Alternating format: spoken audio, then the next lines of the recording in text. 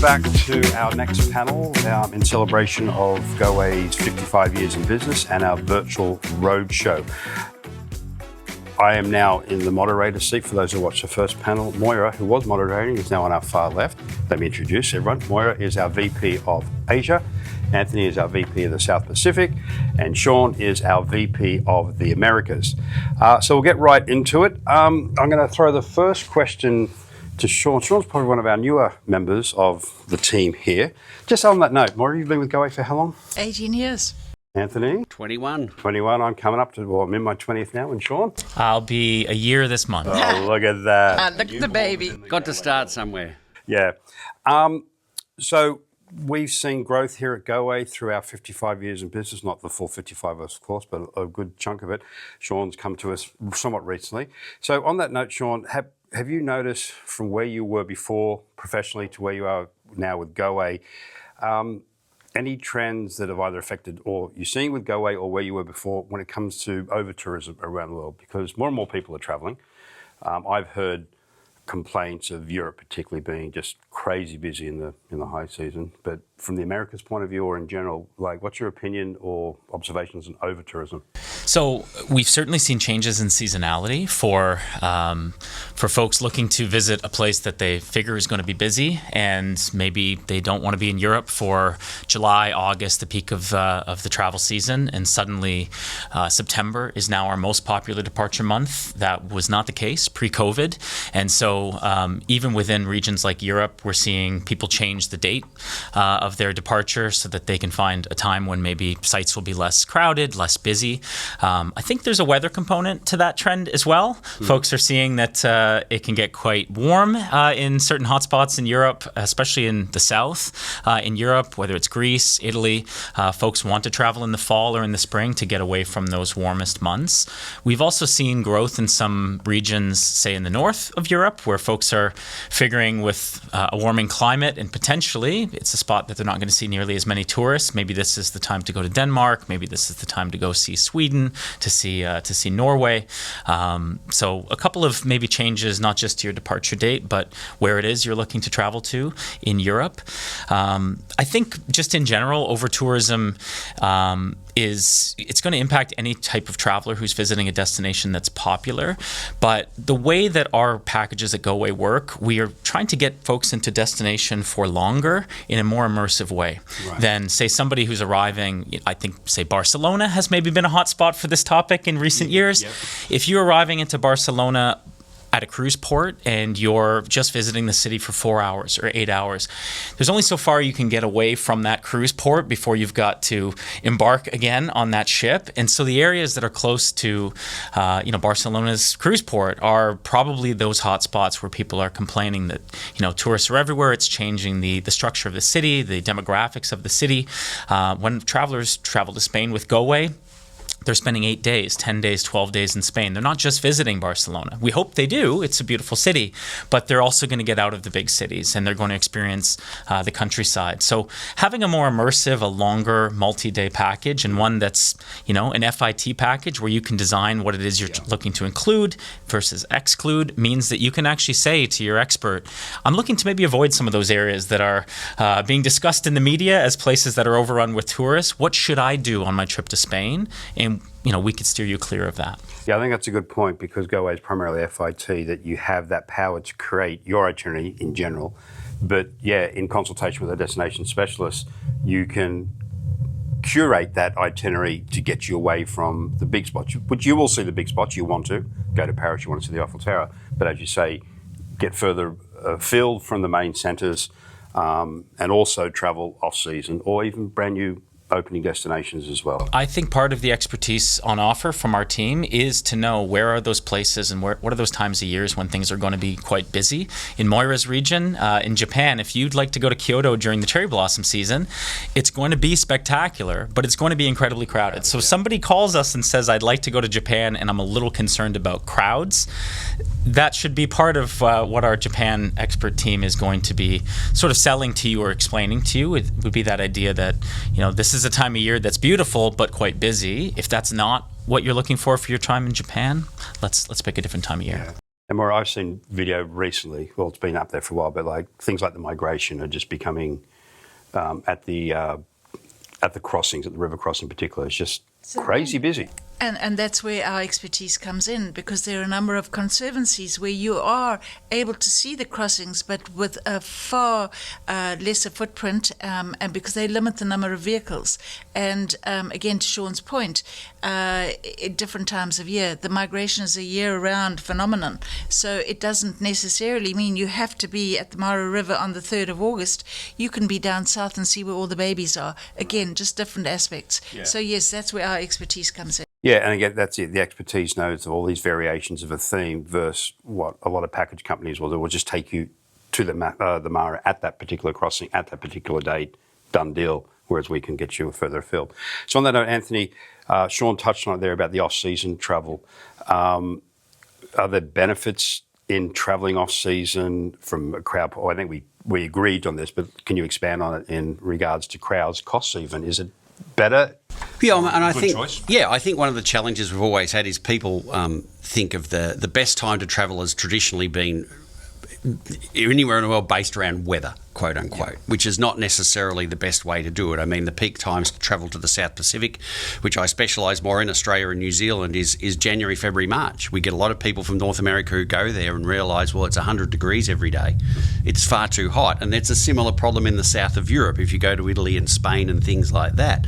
And one of the examples I give is in Australia, the spring, October, November. They've already switched to summertime as of the end of September. So your days are long, which is great for touring. Mm-hmm. All the North Americans are thinking about their Thanksgivings and all that sort of thing. So the airlines are quieter. They're giving specials. So there's price benefits.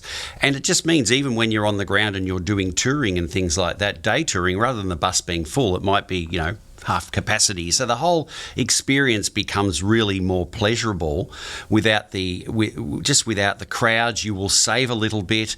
It'll be more enjoyable weather-wise. It'll be nicer to go out in the evenings. You won't be exhausted at the end of the day. And we've seen that play throughout Europe as well. And I think what people need to do is almost ask the question. In a perfect world, they would ask and say, well, I want to go to X and I want to go now, rather than saying what is the best time to go. They're not looking at doing that research as part of the equation. Now, some people are limited when they can travel, but certainly retirees, etc., have a lot more flexibility. It's almost they need to ask that planning question, particularly for the destinations we sell, which are more, bucket list type items and things like that. The other thing is what we're seeing is hotels, they're not, and particularly in different parts of the world, but we see it a bit more in South Pacific, is they don't necessarily reduce their nightly rate, but they'll add bonuses. Okay. If you stay 4 nights, you'll only pay for 3. If you stay 3, you'll pay for 3, right? So then those are the sort of things that we can play with, which so there's many benefits to it, just outside cost. Right. So having not been involved in product directly for a while, to all three of you, Americas, South Pacific and Asia, and you can speak to Africa on this point as well, does off-season, I know in the Galapagos, off-season used to be you could get really good deals. Is that still a current trend for all destinations, that true off-season can be much cheaper to travel in?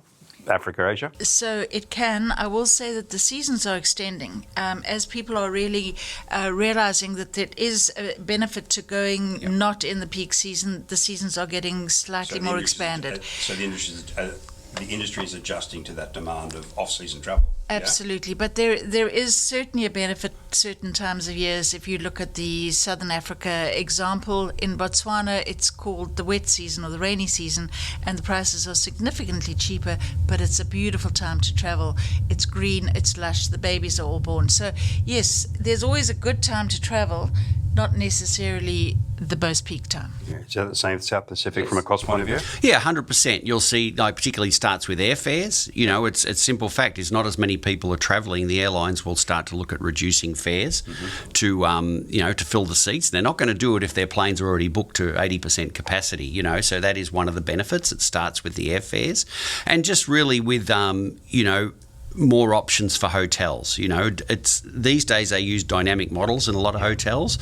They'll change the price daily or whatever. We've got contracts which lock that in, but we can basically avoid those kind of surcharging and things like that at that time of those times of year. Right. In the Americas, is that what was, or is it now changing as well? It's changing a little bit. We're seeing Costa Rica would be a great example of a destination that has promoted its green season. We don't need to call something wet season necessarily, but there's a dry season and there's a wet season. You can always learn from the Americas, that more. It's a real marketing angle on the term, but the types of experiences you could offer during green season as well, you're in a tropical destination. There's some predictability to some of the weather, and we actually can build itineraries differently to feature different types of experiences or different parts of the country that we think are going to be better suited during that green season, so that potentially you're doing early morning excursions, and when the rains come in the early afternoon, you're back and relaxing with a cocktail at the hotel. Thailand is another destination where you may be on the East Coast looking for a beach destination that is fine in September, while at the same time on the West Coast, September is torrential downpour. 2 months later, both sides are premier and are sunny and warm. And so again, that expertise of figuring out that a country has many different regions, they might have different weather patterns that would make this specific routing really good for August or September, and this entirely different routing really ideal for November. That also helps expand our. Yeah, and something that came up in the previous panel was a quick discussion on AI and how AI can and will get better at putting itineraries together. But I think what you're hearing here particularly is that each area we've discussed has so many variations, like one coast to another coast over a couple of months can be different. So again, this is where a travel agent, you out there in particular, will always be needed, because the in-depth knowledge of regions and when you should go, not go, but avoid, let's say, is housed particularly within this building. All this knowledge is there. So it's definitely beneficial to speak to us and your clients to you about when to go, where to go. And on that where to go, Moira, Sean again touched on it earlier about new destinations or new travel styles. So maybe not a new destination, though you could speak to that, please. But are there new styles within the usual destinations that are sort of appearing or that we're sort of promoting, suggesting? Please. A bigger thing, and you may have mentioned it earlier, we're seeing is definitely a trend towards smaller groups. We do a lot of customising, but there's the traditional escorted touring. But nowadays we're seeing a real demand for people who don't want the big coach, but we have a lot of product offerings. We have our own line, but there's others which are kind of 16, 18 people max. If the group's full. If it's not, it could be 11, 12, which is a really nice small group size with the experience. So that's a real trend that we're seeing. That's separate from our groups department. That is someone just buying into a escorted tour. Right. Yes, okay. Exactly, with a guide and everything else. But that's a real trend which is coming on globally. And it's particularly popular with, the single travellers and that who want to have people and, make new friends, have people to have dinner with and everything else. So that's a real trend we're seeing expanding globally. It's taken off more in the South Pacific. I know we've added our own, but other companies are doing similar that Goway works with. So that's a really good trend as well.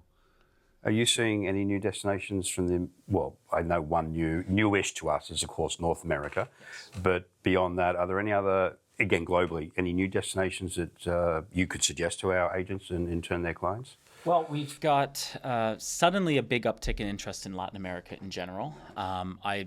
I would like to say we have some suspicions for why that may be. We've been hearing from a number of our agents that, especially coming out of COVID, folks had been sitting on their wallet for a couple of years, and it seems like everyone and their brother went to Europe right after COVID, and then maybe they went again, and maybe they went even a third time. And we're hearing now that folks are starting to see the price points in Europe, rise as a result of 100% occupancy and extreme demand and protests over tourism here or there. And so the focus has shifted to other regions of the world. We see some of that now in Latin America. Folks are now looking to go south and figure out, what's a new destination, what's a bucket list item to check off. Places like Peru to see Machu Picchu remain popular. Costa Rica continues to be popular for us. The Galapagos. These are always things people think, I've got to do once. Destinations, though, that suddenly are very hot for us, Brazil. Brazil is one of our fastest growing destinations in the Americas. There was a time there where the visa restrictions came down. They're back, but it's a very easy visa to get, and everybody wants to go down there, and that's really great. We've got brand new itineraries that we've put on our site just in the last year to try to show all the different corners of that country. Argentina and Chile would be others that have always been strong for us, but suddenly, demands to go to Patagonia, demands for, light adventure, mixed adventure, so hiking, speaking, but adding in the cities or the wine region up north, really, really strong. And some of them are just solo country.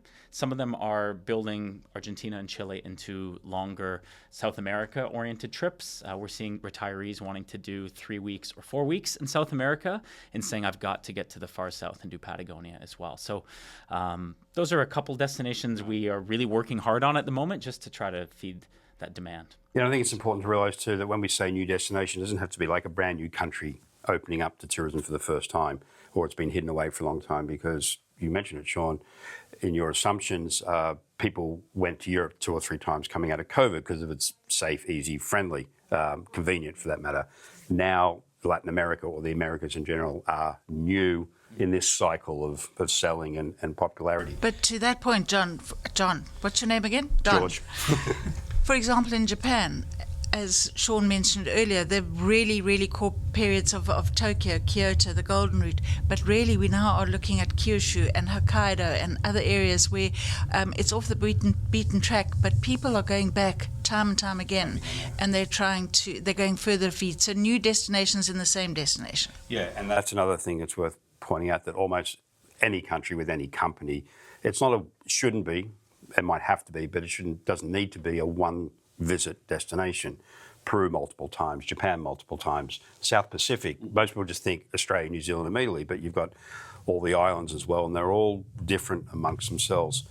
So I'm going to throw this one at Anthony, actually. The economy's up and down at the moment. There's geopolitical, disturbances, to put it politely. Has that had an impact on people's decisions to travel, where to travel, how long to travel for, how much to spend on travel? I think it has, definitely. Obviously, I think, Europe is always busy, to Sean's point, 2 or 3 times. They perceive it as being closer and therefore less expensive. They can do it in a shorter duration. We've certainly seen it in what I would call some of our further destinations, our bigger ticket destinations, the South Pacific, Africa, even parts of Asia. And it's more a holding off. I mean, people have got other things. They've had interest rate pressures in last year. There is some economic uncertainty, and how things are going to go. So we are seeing people hold off. But definitely it's just caused a little bit of a hesitation. Right. We still have a lot of interest. We're still, seeing people hesitant to book. But what we also see is when there's a week of really good news, suddenly interest spikes, right? So, the message to travel advisors is, if you have people with interest and they say, well, we're just going to hold off, is keep on them, work with them, remember to follow them up. We tell our agents to do that, following up our travel agent friends. But that's important because people's feeling of, ability to travel and that can change on a dime very quickly in the current environment. Right. Are we seeing, Sean, in this environment where people are hesitant to book for varying reasons, back to what we said before about savings, are our partners in country realising that and looking at lowering prices at the moment to encourage people to travel, or is our countries generally just holding fast from a cost point of view? We're seeing a hold in Latin America of price point. I think as demand's going up, you're seeing hotels respond to that. We're seeing certain destinations, as they get more popular, go up in price point. Costa Rica would be one that I've found has gotten quite a bit more expensive in the last decade, and I think that's just a response to the demand. And suddenly Panama and Belize and Guatemala have all come online and are trying to attract that traveler who maybe has been to Costa Rica, wants to come back, do something similar, but isn't looking to spend the same amount. I think, on the economic turbulence point, from to use a different word from Anthony's previous comment, I do feel like travel is a non-negotiable for a lot of, whether it's folks who are retiring and this is what they've been working their entire careers toward, and economic downturns be damned, they're going to find a way to go and experience some of these things that they've been dreaming about for decades, or whether it's their children who have grown up in an environment where travel is a lifestyle choice, travel as well as, an education opportunity for them. Folks of my generation, the millennials, you travel every year. That's sort of an expectation that you'd have, that's what you're going to use your vacation time for. And so whether it's demographic or whether it's just a sort of a culture shift, we still hear that folks maybe don't have the money today, but they're still saving, and it's just going to be next year they're going to take that trip. Exactly. And to that point, we've seen it with the uncertainty. A lot of people, their investment value's gone down. As soon as it improves, they're ready to go. Right. So it's not that they're not travelling, it's just that timing can be certainly shifted. And I think one thing that, we need to remind the North American community is that a lot of the turbulence in North America is not necessarily felt throughout the world. So there's plenty of Europeans travelling, people from all over the world, and they're the ones who are filling these destinations, which so the destinations don't have a desire to drop their hotel rates or anything else because they've got plenty of business from elsewhere. And so sometimes here people think, well, it's not busy, so prices should be cheaper. Well, on the ground, that's not really a reality. Like if you look at the South Pacific, the Brits, the Germans, the Dutch, they're all travelling. They're all through there, the South Americans. So, they've got plenty of demand from the rest of the world, wherever you are in the world. Yeah, and I was going to actually bring that point up, so you summed it up beautifully there. And that's the other thing too. There are more and more affluent classes of society coming through in places like Brazil, Chile, Argentina. That's my sort of area of expertise. But I could say the same for Africa. Like there's that growing middle class who have the funds to travel, and they're looking, again, we're speaking to you from a North American view, of course, but to Anthony's point, it's not just North Americans traveling to South Africa and to Japan, it's everyone heading in. So we're going to wrap up. I'm going to hit each of you with this question, please. We'll go left to right, so Moira first. Do you have a practical tip or destination that you would suggest to our travel advisors out there in the world? And this is a tough one, but I'm going to ask the question, future-proof their FIT business. So I guess a destination that you would encourage people to look at that will generate repeat business. Now, I know that's pretty much every country, but I'm going to say Japan. Okay. Yeah, Japan is constantly evolving. I mentioned earlier that we're looking at expanding the typical routes, but it's not just the typical routes, it's experiences. For example, we've just bought on a ski product. We have just bought on a company where we are able to offer experiences from Michelin star restaurants to Ghibli to Disney tickets to anything that you sumo wrestling, and we could always offer this in a fairly limited way, but Japan is that destination that people will go back to time and time again. They find people fall in love with the Japanese culture. They find it completely fascinating. It really is a transformative trip. So yes, I would say Japan. So for Anthony, in his area of responsibility, geographically has a big area, but country-wise, compared to our left and right here, Asia, the Americas, you don't have as many countries. So how do you keep making the South Pacific, and again, most people will immediately think of Australia and New Zealand, fresh again? So how do you... Yep. How do you suggest to our agents that they keep it exciting? Well, the big thing is for a travel agent, and almost following on from the future-proof question, is Australia and New Zealand are key. And the reason they always do well for us is people see it as a once in a lifetime. They shouldn't, they would go back. But in order to see it properly, it requires a lot of customisation. Australia, to get around, there's internal flights and there are things like that. And these are overwhelming for clients to even look at doing online. So this is something that, a travel agent can have real value in that kind of business if they specialise it. We see that less so if someone wants to go to Fiji standalone. Right. Fiji is really a flight and hotel. And unless someone's really driven by the culture, they might go, well, I can fly 5 hours and go to one of the new fancy resorts in the Caribbean or something like that. But when it comes to Australia and New Zealand, to a some extent Africa, is that it's the customisation, and Australia's a big country. I can go there for 3 weeks and see Sydney, Melbourne and the Barrier Reef. I could miss the wildlife of South Australia. I could miss the Red Centre and the Outback. I could miss the uniqueness of Tasmania.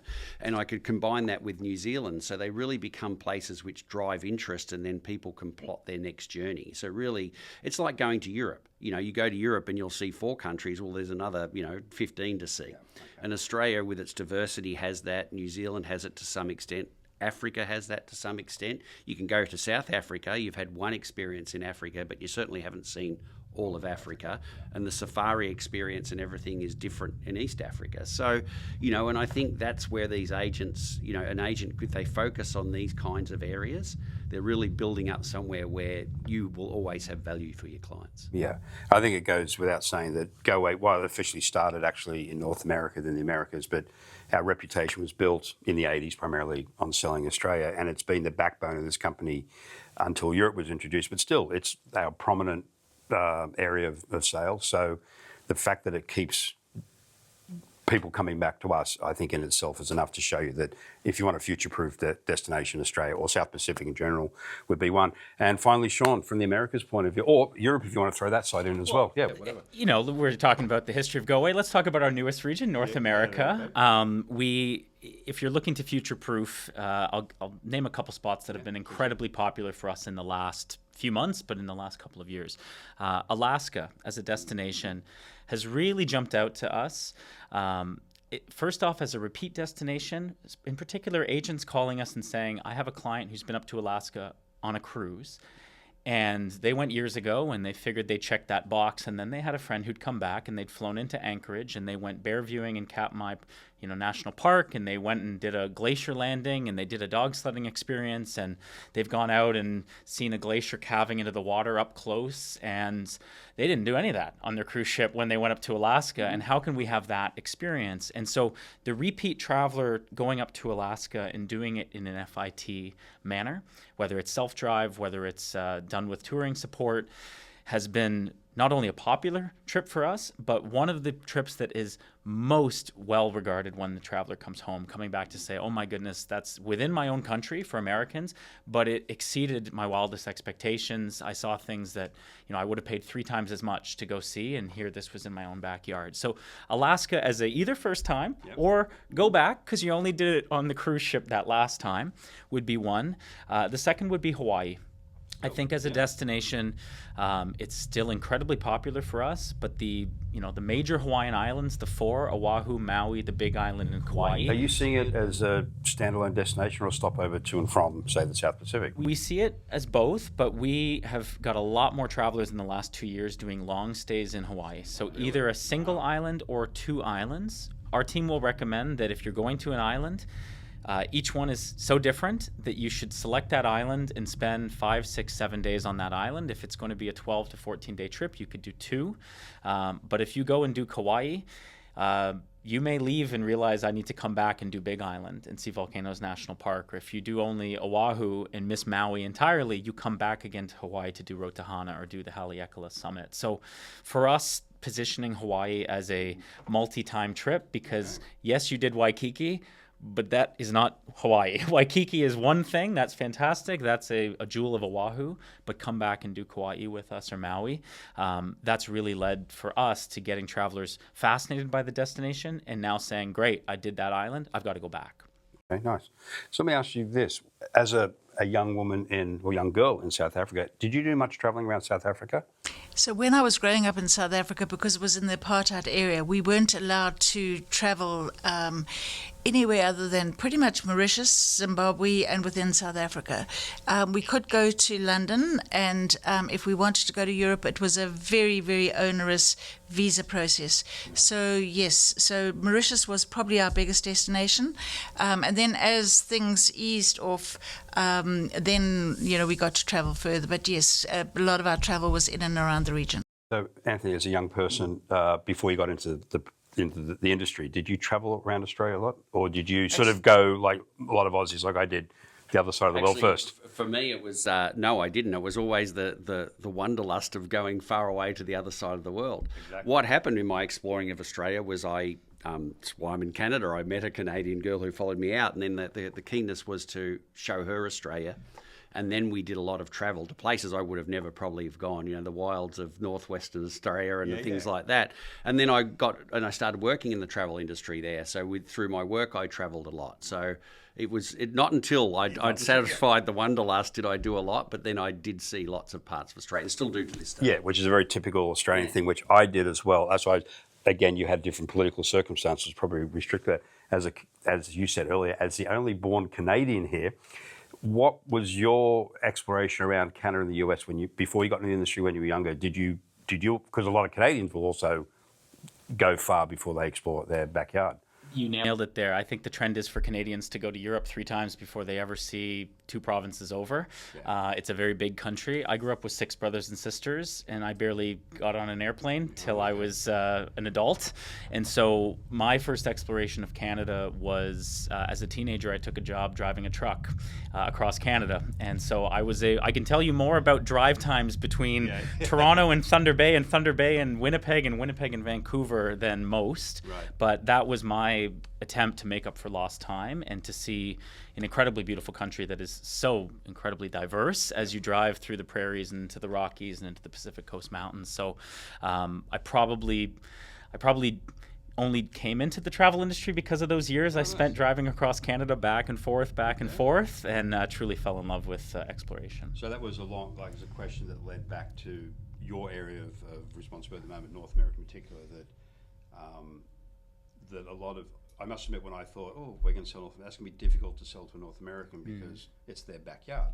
But like us as Aussies, you often ignore your backyard. That's you just right. mention it, like, yeah, you go to Alaska on a cruise and you think you've done it, but you haven't. So, from a new destination point of view, what you said before, North America is a big one. And I think our biggest strength for North America, which also flows into everything we do, is it can be customized. You'd mentioned in your Alaska example that it's not just get off the boat, it's do this, climb mountains. People want to go overland in North America. One of our most popular trips is to take a rail journey from Alberta to British Columbia or vice versa, not just for Canadians, for Americans as well. So the idea that you're journeying by rail, or you're renting a car and you're doing, Las Vegas out to do Utah and then Wyoming and travel up to Montana, like these excursions where people are covering distances and they're retracing pilgrimage routes and experiencing history and also experiencing nature. That's really become, that is far more important and popular for us than a weekend in New York City or somebody heading to see something in Washington. It really is these sort of adventurous and outdoorsy and self-drive or navigation-oriented trips in North America. Sean's point, and that's really, really key. Self-drive is an example. We spoke about it earlier. People want to immerse themselves. It's a perfect way to do that. If you're self-driving through Ireland, you can go off the beaten track and you can. I have literally been in a little Irish road surrounded by sheep, and it's those kind of experiences that really allow you to, whether it's rail or self-drive, you can go as you please, which is fantastic. Like the local Irish pub out there. And that. Okay, so on that note, I'd like to thank our panel today for joining us. Hope you got some good information, insights there. I think you can see that there is no new country per se. Things cycle, things come back into play. But I'm glad to see Latin America is back there. South Pacific remained constant and strong throughout. Africa, when you were looking after it, was a bit of a dip, but it's bouncing back, I understand, and Asia is just going crazy right now, and Europe is always there. So we can help you with all of that. I think you've also picked up from both our panels that what we do the best, or one of the best, is in customizing the itineraries for you. I think that's key to travel in general, not just for Goway strength, but if you want to really immerse, see the back roads, see all the nooks and crannies of any country, you want to have control of designing the itinerary, you being you and your clients, of course. And Goway's here to do that for you. So, Sean, thank you very much. Anthony, thank you. And Maureen, thank you very much. And we will see you soon.